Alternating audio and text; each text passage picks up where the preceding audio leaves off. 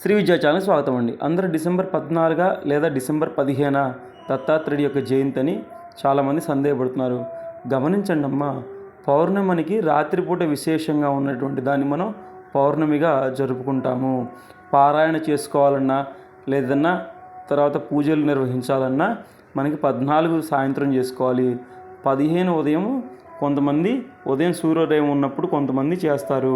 కానీ రాత్రికి పౌర్ణమి ఉండదు కాబట్టి విశేషంగా మీరు పూర్తి ఫలితాన్ని పొందాలంటే దత్తాత్రేయ యొక్క పారాయణ కానీ కింద ఇచ్చినటువంటి ఓం గురుదాం దత్తాయ అనగా లక్ష్మీ నమః ఈ మంత్రాన్ని ఎవరైతే 1008 సార్లు చేస్తారో మీకు చక్కటి సత్ఫలితాలు వస్తాయి. అలానే ఆ రోజు ఉపవాసం ఉండి అంటే పండ్లు పాలు తీసుకొని రాత్రికి ఏదైనా పలహారం చేసినట్లయితే పూర్తి ఫలితం వస్తుంది.